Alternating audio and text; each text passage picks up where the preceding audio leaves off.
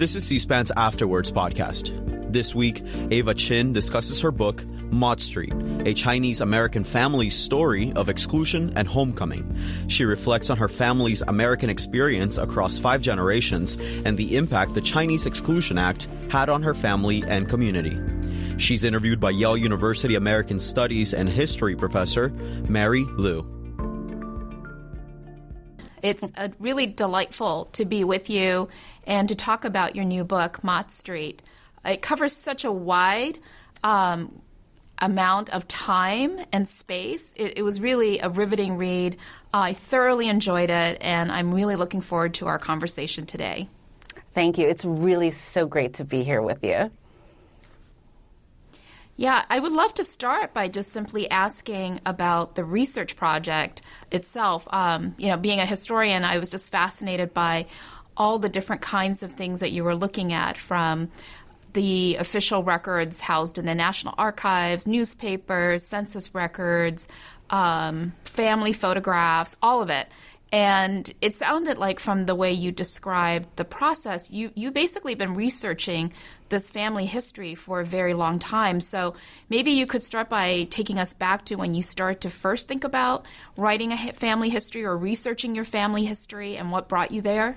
Sure, absolutely. Thank you. And I just want to say that Mott Street is about the impact of the Chinese Exclusion Act laws on 4 generations of my family in New York's Chinatown, as we landed out in the American West, then did a reverse migration across country before eventually landing in the same tenement apartment building in the heart of New York City on Mott Street.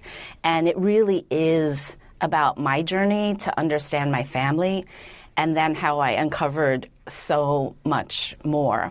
So you're absolutely right that this book goes back so far in terms of my own genesis as a young person growing up as a 5th-generation Chinese American in New York. I was estranged from my father, raised by a single mom, so I didn't know my dad's side of the family. And yet I did know that I was I'm a proud descendant of a Chinese railroad worker. And so a lot of the stories that I heard growing up, they were not reflected in the history books that I read or the lessons that I was taught when I was in school. And so part of the impetus of this book was really to try to rectify, the family stories with what I was learning. So to get back to your question about the research, I would say that, so the short answer is that I started researching this book from 2015 onwards. From 2015 onwards, it was my sole project. But in actuality, I've been collecting these stories ever since I was a child, and one of the first stories I ever heard was about my great-great-grandfather who worked on the nation's first transcontinental railroad, which united the country after the Civil War. So there were those oral stories that I heard that were so compelling to me as a young person. But then there was the research, to answer your research question, there was the research that happened as an adult. We can kind of take this in several stages, because I know that some of the research that I did happened in the 90s in a local archive in New York, which had its genesis as the Chinatown History Project, then became the Chinatown History Museum. And back in the 90s, when I discovered that my Chin grandfather, who I did not know growing up because I was estranged from that side of the family, I knew from his obituary that he had an oral history at the museum. And all the way back then, I was in search of that oral history. I did not get my hands on that oral history until some 20-something years later. But I can say I would love to give a shout-out to all of the many people who are working in local archives, particularly archives for marginalized communities where larger museums are not saving these important archives of individuals who have important stories to tell. If those young budding historians did not do that work back then, I don't think I could have done significant sections of this book. So it's a shout out to those folks, and I know that you as well used to work at that museum. Am I correct, Professor Lui? Yes. Yeah. That was the amazing piece of this, was that when I picked up the book and saw Mott Street as the title, I had a feeling I would be familiar with much of what you were talking about, but I didn't realize how familiar I would be. And the oral history you talk about with your grandfather, Long Chin, or Pop Chin, as we knew him back then, yep.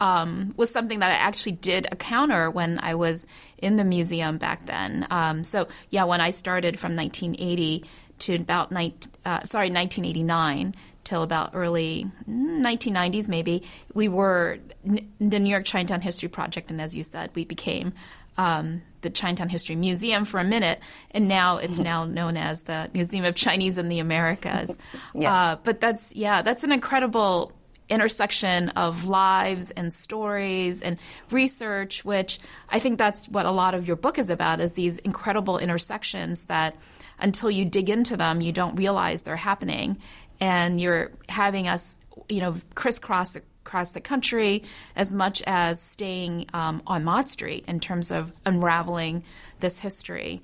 So just to get back to some of the amazing things that you're telling us, so which grandfather is it that you knew had a history that went back to the Transcontinental Railroad? So this was through my grandpa, Gene Wong, who was the amazing gourmand in our family, who cooked up amazing meals for us. And he told me incredible stories about our railroad ancestor. The railroad was so important to our family, not just because of the work that was accomplished that helped, bridge this divide between East and West, so that, from coast to coast, the country was united physically. But within our own family, there was so much pride about the fact that my great-great-grandfather had worked on and labored. And the labor was so intense, right? So many men died. So many Chinese men gave up their lives, right, to complete this railroad. And my great-great-grandfather survived, and there was so much pride in the story that he taught his grandson, my grandfather, his first words in English, which were the names of the Transcontinental Railroad. So those were some of the first family stories that I ever heard, and I found them nothing short of inspiring. In my research, I did go back to where the railroad was completed in Promontory, Utah. I also went to Boise, Idaho, where my railroad working ancestor ended up living for almost 30 years. In a period in time in which the state population of Idaho was almost 30% Chinese.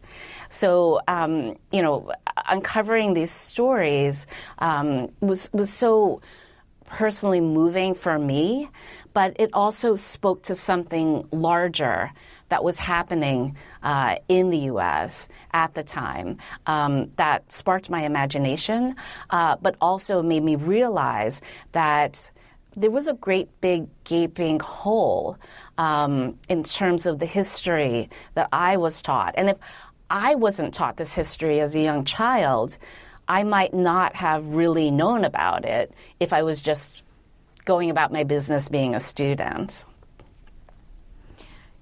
Yes, and one of the things that I think is so powerful in the book is that this is not a straightforward narrative about your family. It's just as much about you uncovering that history and the ways in which There are surprises along the way, some of it very inspiring in terms of your ancestors who we get to meet and spend time with, but some extremely heartbreaking and difficult pieces of history to read about. Do you want to say something about that? What was it like to go through these histories where you're reading so much about the anti-Chinese movement, whether it was political rallies or violence, versus finding these moments of your ancestors in the archives and really celebrating their longevity, their survival, their thriving, So I wanted to hear a little bit about that. Sure. So, this was not the easiest book to research. To get back to your question about research, there were times in which I crisscrossed my way across the country to local National Archives offices. There are Chinese Exclusion Act files on all of the different members of my family during that period. I should also maybe go back and maybe qualify. The Chinese Exclusion Act laws started in the 19th century, in the 1882, and it lasted for over 60 years. It only ended off the books during World War II when the U.S. entered World War II and we needed China as an ally. So it's a really long period of time that we're talking about. And so there were files on all of the family members who came in. I should also say that Chinese exclusion was the first major federal immigration restriction that effectively shut the borders for the very first time against any particular nationality. It halted our legal immigration into this country and blocked a pathway towards our citizenship for over 60 years. It was also important because it set the tone for future immigration restrictions going forward, so that by 1924, there was a ban on nearly all Asians from coming over and restrictions against Southern and Eastern Europeans as well. All right. So during this period in time, there are these files on all of my family members. And so I go, for the last 7 years, I was going off and trying to find individual files on all of the members. And some people had files across, in 3 different cities across the country. So it was a bit of a detective hunt to try to locate all of these. But what I realized very quickly is that a lot of the files were a pure kind of fiction, right? They were a fiction because the immigration restrictions were so stringent that it became necessary for folks, in order to try to get in, to create a kind of story about their own identity, right? Claiming that they were, somebody else's son, so-and-so's son, or so-and-so's brother.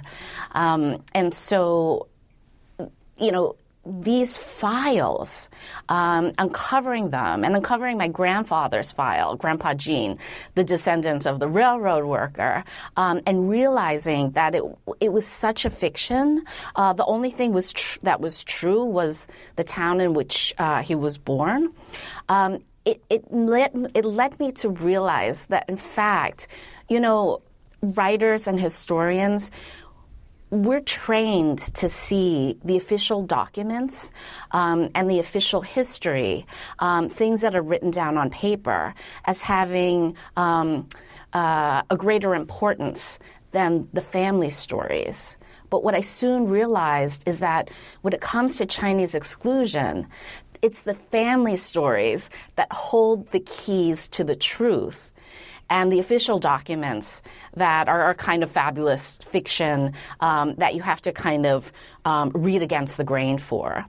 And so the process of working on this book was like dealing with 3 different intersections of dealing with the family stories, looking at the official documents, English language newspapers of the period, and my own trying to come up with my best guess of what really actually happened, what was the actual truth, as my family members knew it. Yeah, that's something that is very, very difficult to do using the kinds of sources you're using. Especially, it sounds like from what I saw, the majority of the sources are English sources, and many of them are these official state-documented sources that you're describing, like immigration records, border crossing records, certificates, residency certificates, etc., that are produced for a certain purpose, but not necessarily more about surveillance and tracking for the state than it is necessarily about telling any kind of truth about a person's life.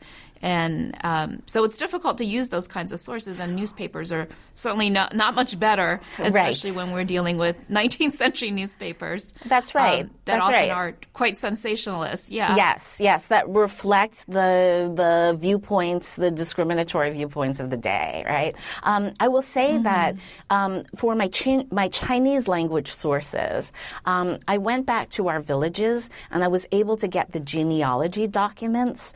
There were genealogies on 3 of the major families that I was researching, and so I used those. What was great about those is that they not just had names, sometimes dates, so years of birth and years of death, but sometimes I was lucky and they had narratives that came with them. So narratives about different family members, narratives that I later learned inspired my family members who were here. So I was able to use that. I did use some Chinese language sources when so in 2017 I won a Fulbright to China, and so I took my whole family with me, and we lived there, and that's where I did a bulk of the international research. And so I did use some. I went to the local archives there in our region, and was able to sort of call information for that. But you're absolutely right that the majority of the actual documents themselves for this book really were English language sources, census. I used a couple of different historians and journalists wrote amazing accounts of things that happened in early Chinatown of my period, including your book. Was a great source for me, so thank you for that. I can officially thank you on television for doing that work.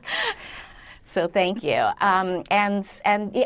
So a large part of it was English language sources, but there were Chinese language sources as well. And of course, all of the oral histories and the numerous interviews that I did with family members, as well as folks who are former residents of Mott Street and former residents of Chinatown.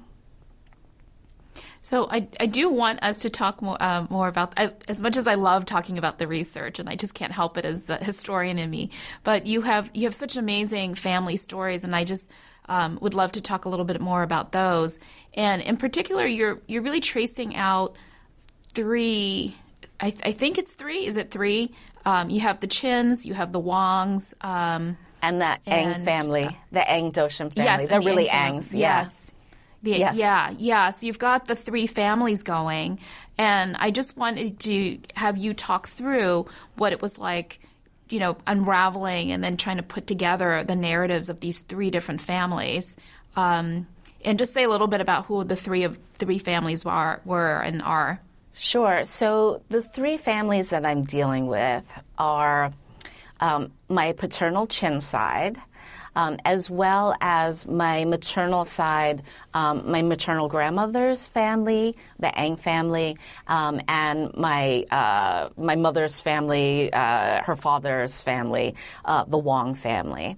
And what was so interesting about working on this project was that because I'm 5th generation Chinese American, and my family goes back to the mid-19th century, any major iteration of things that impacted Chinese Americans from the mid-19th century to today, I was able to write about these historic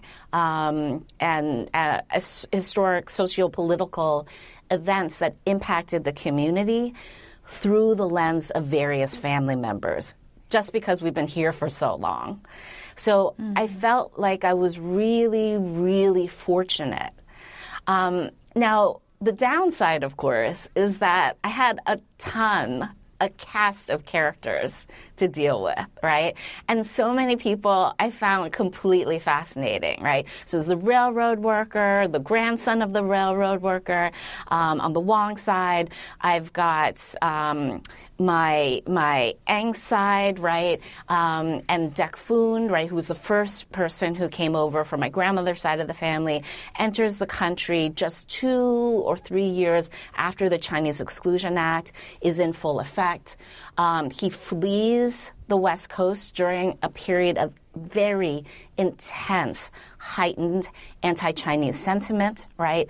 Lands in New York City, finds this burgeoning Chinatown, this thriving Chinatown, right, that really came about not just because of language and cultural ties, right? But Chinatowns across the country became a place of refuge for Chinese people when dealing with the weight and scrutiny of the Chinese Exclusion Act laws.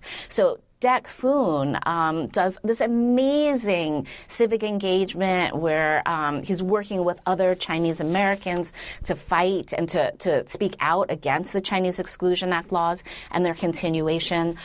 He ends up marrying a white woman, our Aunt Elva, who only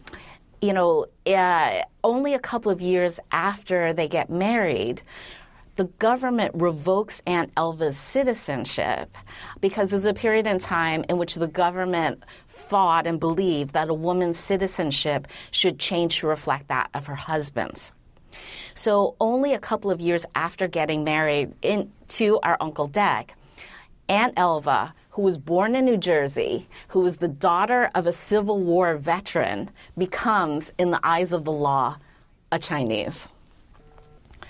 Then I had other family members who came in during the period in time in which Angel Island had just been created. Angel Island sometimes is called the Ellis Island of the West Coast, but it is, in fact, a detention center.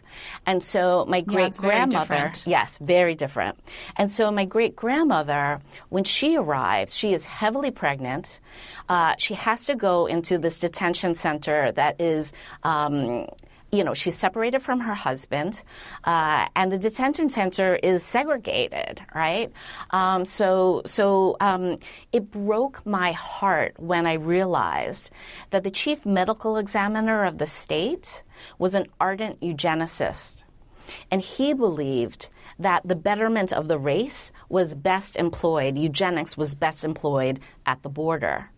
So my great-grandmother had to endure humiliating physical examinations while she was in her third trimester. Mm-hmm. I love the description you have of the photo that you have of her coming through Angel Island, and it's like this is not a happy woman's picture. She's got this sort of murderous glare in her eyes, and I couldn't agree more. Yeah, absolutely. I mean, imagine being at sea for close to a month in your third trimester. You're seasick and you're nauseous, only to enter a facility that you're not sure when you're going to get out of. And only Chinese people really had to deal with this because of the Chinese Exclusion Act laws. And she was in a relatively privileged position by being the wife of a merchant who had papers, right? Luckily, they were not kept in detention for more than about a week and a half. But still, not knowing when you're going to be let go is very difficult. And there were other people whose files I found who were also pregnant, who were there at the time, who spent a lot more time on Angel Island. So, I mean, it was a very difficult time for Chinese trying to come into America. Yeah, so how did you end up deciding on the people to focus on? You, as you described, and by the way, your family tree was very helpful, because there were moments where I would get a little bit lost because there's so many fascinating family members that were following. You get completely absorbed in their life story as you're narrating them so beautifully that when we move to another person, sometimes it takes a moment to Sure. recalibrate and figure out which part of the tree. And then you can definitely see there's so many other people on the tree you don't focus on. So yeah, how did you go about selecting? And are there any family members that if you had the opportunity to write a bigger book, would you put them back in? Yeah, so, I mean, it's a great question because, again, there's this huge cast of characters. So many different people were so fascinating to me, right? But I knew that the frame of this book was incredibly important, right? So the frame of Chinese exclusion and the ways in which family members or individual lives are impacted by this discriminatory legislation that lasted for so long on the books, right? I knew that was an important frame. And what I tried to do was just follow who were the characters, who were the family members that I was most interested in, whose storylines did I find most compelling. And then I also did this thing where, in a certain way, you can almost look at it like, yes, we're following these different families, but we're also looking at these different couples. Right? We learn about different individuals before they meet, and then what happens when they meet and get married, and the ways in which their lives are affected, whether you're Chinese or you're a white person who marries into the family, right? How are their lives, how are their lives impacted by, this general legislation that has so much impact on them without necessarily maybe them 100% realizing it. I'll say that even for myself when I was growing up, I had never heard the term Chinese exclusion before. It's more like I felt it, right? And it was always there, whether it was because my grandfather's mail came addressed to somebody else's name, right? That was one clue. You're speaking of the paper sun. Yeah. Exactly. Mm-hmm. The paper sun phenomenon. Right. So my grandfather, despite the fact that he was the grandson of somebody who built the railroad that benefited the entire country, my grandfather, when he came over during World War II in 1938, had to come over under somebody else's identity. And to me, that was particularly heartbreaking, given how proud he was of the work that his grandfather had done, and how proud he was of just the contributions that we have made to the country. Right, yeah. That is absolutely something that I think we get very clearly in the book is the ways in which the lives intersect with these big moments of history. You mention, I think this is your great-grandfather now who tried to enlist in every war. Is this right? Yes, that's right. But so there are these moments where you're taking us to remember that there is a sense of belonging, of obligation to this country that your ancestors had despite living in a time of exclusion. And, right. And for us to sit with that is quite profound, I think. Yeah. Thank you. I remember when I was looking through my great-grandfather's exclusion file. And one of the pieces was when he had naturalized. And I realized that and then I found it with my grandfather on my father's side, Long Chin, Pop, who you mentioned and knew. Both of them, I don't know if I mentioned it in the book, but both of them actually ended up enlisting, even though they were too old, even though they were heads of households with very young children and didn't have to enlist. They did. And a couple of years when Chinese exclusion went off the books, and Chinese were then able to become naturalized, my great-grandfather and my grandfather tried as quickly as possible to naturalize because they felt so much that, they had lived here for so long, and they really felt so much as they were Americans, and they knew how important it was to naturalize because they had lived in this country for so many decades, not being able to vote, being completely disenfranchised. So, uncovering a lot of these pieces to the story, for me, was both heartbreaking as well as made me incredibly happy and made me filled with quite a lot of pride when I realized what they had done. Mm-hmm, mm-hmm. I was just going to go back to your comment about that this is as much about individuals as it is about the couples themselves and their relationships with one another. And I was going to say, absolutely. What I think is so interesting about what you've done also is that this is a period where oftentimes, and it makes sense because demographically we have a lot more men coming through than women. And there's a lot of emphasis on the men in terms of their work, their organizing, and you cover much of this too in your book. But I think what we have not had and as richly developed oftentimes are the lives of the women, the few women who could come, and certainly the merchant wives in this case.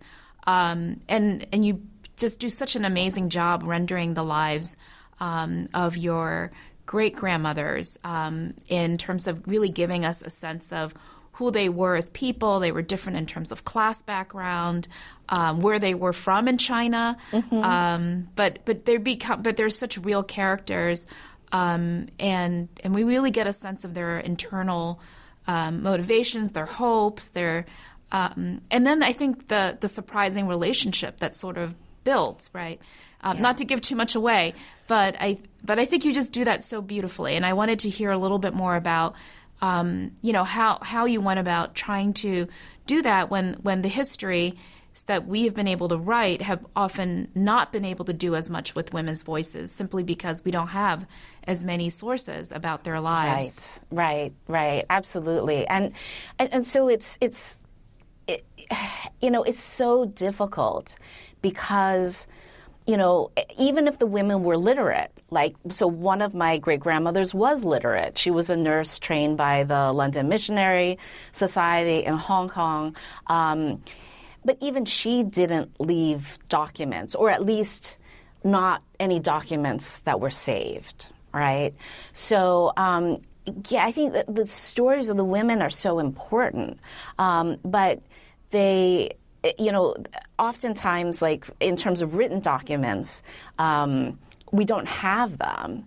So what I needed to turn to, because I knew that the lives of the women were so important, what I needed to turn to were the oral stories that my family members had told me. I needed to turn to, I was really lucky, right? Again, going back to the work that local historians at small community-based organizations and institutions were able to do and to save those documents. I was lucky that so many of my family members either wrote down, wrote down essays and about what life was like for them. My grandfather on my Chin side, Pop, was incredibly close to his mother. And so he talked about her in his oral history. He left notes. He was working on a book himself as well as an oral history. And he was working on a family story. And he was taking notes on a story about his relationship with his own father. And so he and his brothers, at least two of his brothers, one of whom was still alive by the time I reunited with my family, and I was able to interview one summer out on the Jersey Shore. He was in his 90s already. I was able to use these documents and in conjunction with the oral stories that my family members had told me to breathe life into the women's stories. It was also really interesting when, because the building is so incredibly important in the story. So when my family members all arrived to New York in the turn of the century, I remember my grandmother telling me that when they moved into this one building that was at the heart of the community on Mott Street. And this building was considered a luxury building because it had indoor plumbing in every single unit. And all of the merchant families rushed to move into this building. And the thing that amazed me was when I learned that, in fact, the two sides of my family that I had never seen before, even in the same room, because the estrangement between my families was so vast. I was amazed when I found out that, in fact, my family members generations before had been upstairs, downstairs neighbors from each other in this building on Mott Street. So how old were you when you realized that? And that was quite the revelation in the book when you share that with us. I was an adult when I discovered this, because I was an adult. I was in my 20s when I met my father for the first time. And I should say throughout my childhood, I was always asking questions. I was always like that nosy person or that nosy child in the family that was asking like myriad questions about who we were and where we came from. And in fact, that never stopped. And so it's maybe not a mistake that I was a journalist for a number of years. I teach journalism and narrative journalism and nonfiction. And so, when I met my father for the first time when I was in my 20s, he was the one who pointed out the building to me and told me that he was born there. And then I remember I was interviewing my maternal grandmother, and I found out that in fact she had been born right upstairs. And so that it's one thing to be interested in and to have a frame about these larger historical forces at work, but to have a setting, right, that's so specific, where all of your characters have lived or visited at some point in their young lives, or maybe continue to live there for over 70 years. Right, is nothing short of incredible. So there's a way that the building that my family lived in on Mott Street really felt like it was such a gift, and it was a place of refuge for my family. But it was such a gift for me to realize how important this building was to our family. I kind of feel like the building's DNA is in my bones. Yeah, I mean, it's like the a big contradiction, right? On the one hand, it is this amazing building in terms of the families and the lives that started there and then proceeded to go elsewhere, grow, thrive. But it was clearly a space that was created because of exclusion, because of the inability for many Chinese to find lodging, a residence in other parts of the city. And what was interesting to me also is that looking at the book, I was reminded that everyone referred to it as the new building.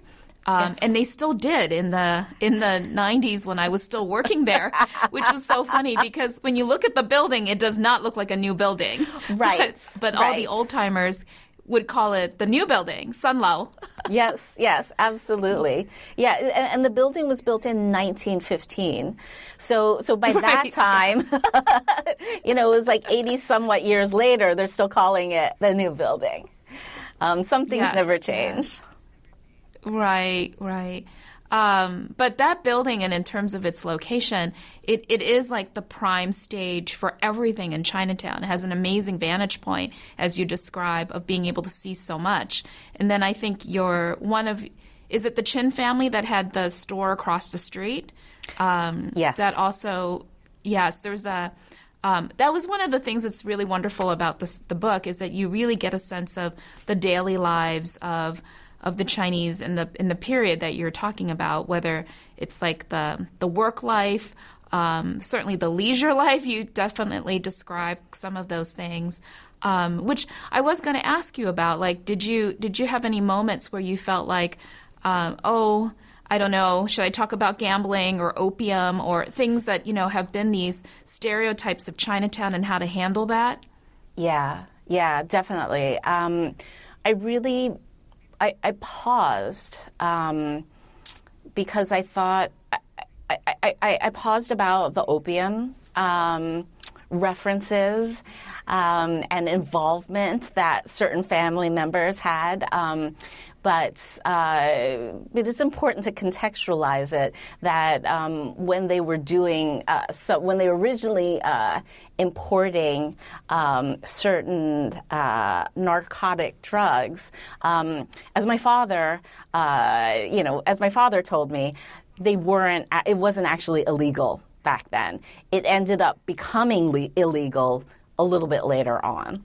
And the other thing is, I paused for a great while too, in terms of talking about, the ways in which my family members had to circumnavigate the exclusion laws, right? The ways in which they entered the country.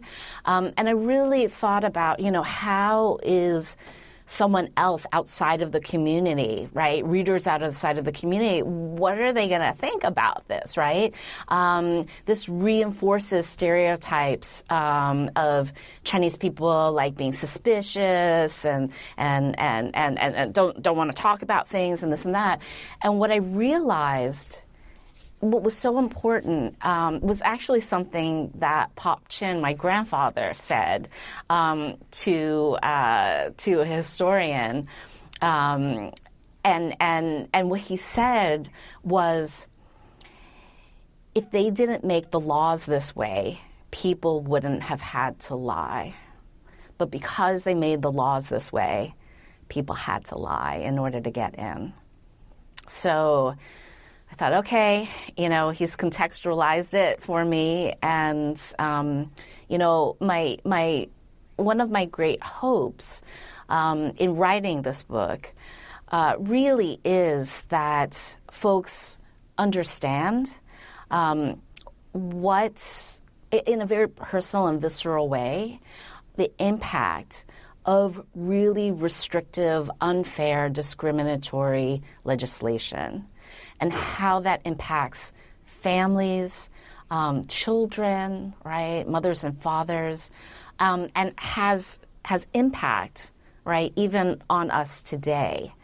So I think it's incredibly important for us to consider that. And it was actually one of the great joys of the book, knowing that, it would be through my family members that I could tell a personal story about immigration, so that people could really understand what the impact of discriminatory legislation was on a family. Yeah, I think the story, as it unfolds over generations, really shows that one could get out of the 1940s, and as you say, the repeal happens in 1943, but it's not as though a magic wand is waved and all that history goes away. It still continues to impact the lives of certainly that generation that's trying to figure out, well, what does it mean to go from excluded to not excluded, and yet for some, citizenship is difficult because it still goes back to having to prove one's entry into the country being lawful, right. Other kinds of documents. So it's not a magic cure at all, and then it continues to shape the everyday life of so many that you describe. I'm just curious in terms of, as you said, it's going back to the family estrangement in your efforts to really uncover your family's history and then know more about your father. As you were doing the research and as it was becoming clear that you were writing a book, what was the reaction of everybody around you about what you were doing? So that would depend upon who I was talking to, right? Okay. So there were some people who are like, do not air the dirty laundry, right? And fair enough, right? There are some people who even today won't willingly talk to me. And that's all right. I accept that. It's not easy having a writer in the family. But there are other people who are totally fascinated by this. And when I would talk to folks like my father, who was really reticent about talking about a lot of the family history, but who eventually ended up talking to me about it, what I had to remind people was that it wasn't just about us, right, as individuals, and any particular individual in the family, that this is a much larger story that touches upon a larger legacy of exclusion and how it impacted a large segment of the U.S. population during that time period. So that I think helps a bit, but it's never easy, writing a family memoir. It's kind of hard for everybody around. So I completely understood if some folks were more reticent than others. Have you had family members read the book and give you feedback on what they are thinking of it? You know what? With other books, my book Eating Wildly, which was a food memoir that came out in 2014, with that book, I did offer certain family members the chance to read it. With this book, I did not. Most of the people that I'm writing about have long since passed away, so I don't feel like anybody's feelings are going to get hurt, and certainly nobody's legal status is going to be impacted by this book. So no. So the answer to that, Professor Liu, is no. I have not offered other family members the opportunity to read this. When the reader reads it, it is at the same time that the family will read it. So this will be interesting for you to report back on at some point. I think. Yes. Ask me after next week. Right. I'm curious, as you said, that some family members were more available to you in terms of talking and having wonderful stories, or at least trying to put the pieces together for you. I'm curious about Elva's family. Were you able to be able to be in contact with them? Had she been remembered by her descendants? I mean, she did not have children herself. That's right. Yeah, so I was really curious about that. Yeah. Yes. So that was a major moment, a major coup in the research. Aunt Elva, you'll remember, was the white woman who married into the family whose citizenship was revoked a couple of years later, and she was transformed into a Chinese on paper. I was searching for her family for the longest time. I found some of the, I found references to them off of family databases. So I put out emails. They went into some file that nobody ever saw. Right. I'm really embarrassed to say that an aunt of mine was like, well, I had asked an aunt of mine if she could help because she had family members in a particular part of Queens that I knew that Aunt Elva's family was living in, right? That was the person to whom the emails were just going into a bucket that nobody ever saw. This aunt said to me, well, have you tried just Googling it? And so she did a Google search. And she got a phone number. I couldn't believe it. I was so embarrassed, right? Here I am, former journalist, professor of journalism. This is the first thing my undergrads would do. I did not do that, right? And there it was. You didn't just ask the Google. I did not. So I was trying to be like a model professor, right? So we found it through that channel, that extended family member. I found the other person in Aunt Elva's family, who is the genealogist, and I met. So these were extended family members through Elva's brother, and they were able to tell me stories. And absolutely, the family had stories and remembered Aunt Elva. And part of it was because she had married a Chinese person, right? It was a really big deal for the family in 1903. So I got extremely lucky, and that helped open up a whole section of the book about a major character, and so I'm so grateful to everybody who helped out with that. Yeah, that's wonderful. And so is your sense that then your uncle was a part of Aunt Elva's extended family as much as she was a part of your family? My sense of it is that he was a part of Elva's family, but only with limits. I know for certain that they did go to family events, but it was still hard for them. It was difficult in those days. Interracial marriages were quite rare. It was illegal in many states out west and in the Midwest, right?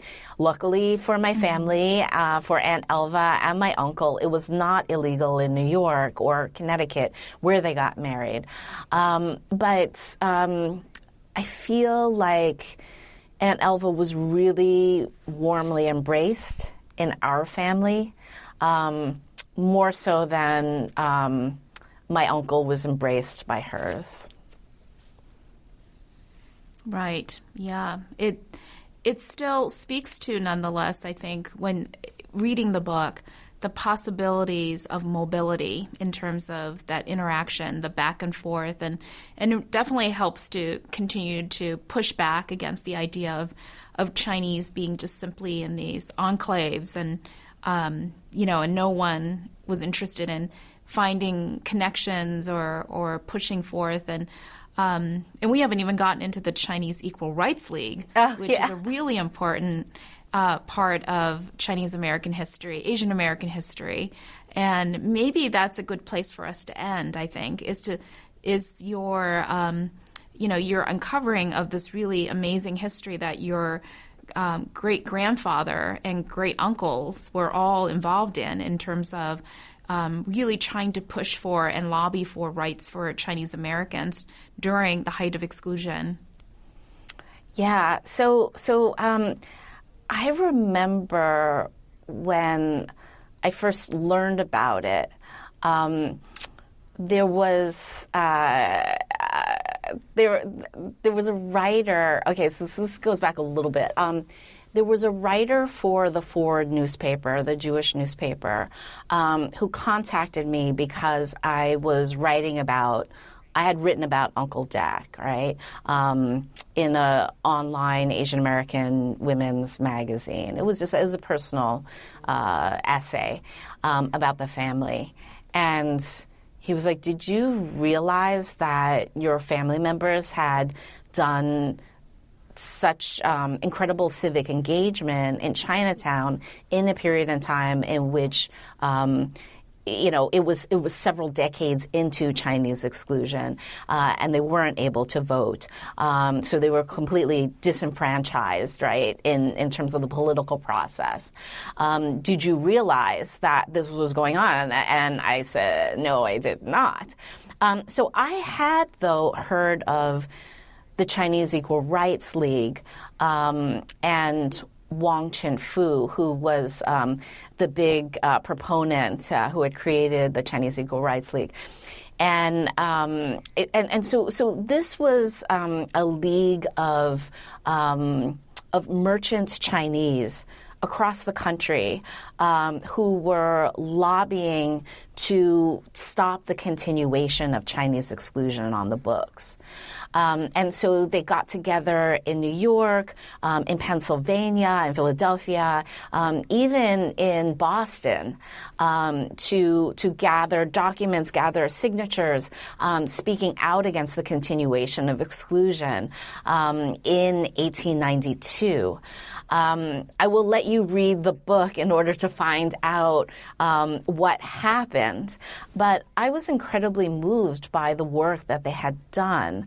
And I later on, found more documents and read more books where actually that writer from the Forge newspaper, Scott Seligman, ended up writing an entire book about Wang Qinfu, who was the person who helped create, the Chinese exclusion, the Chinese Equal Rights League.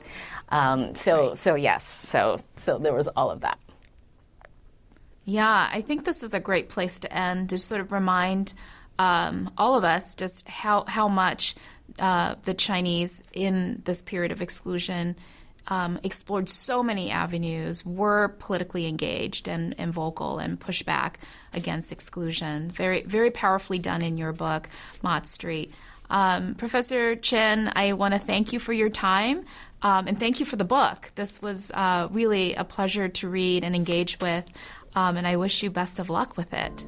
Thank you so much. Thanks for listening to this week's Afterwards podcast. If you enjoyed this podcast, listen to C-SPAN's podcast about books. Learn about the latest nonfiction books and best-selling authors. In each episode, we report on bestsellers lists and book reviews from around the country. You'll also hear authors talking about their latest books and insider interviews with nonfiction book publishing industry experts.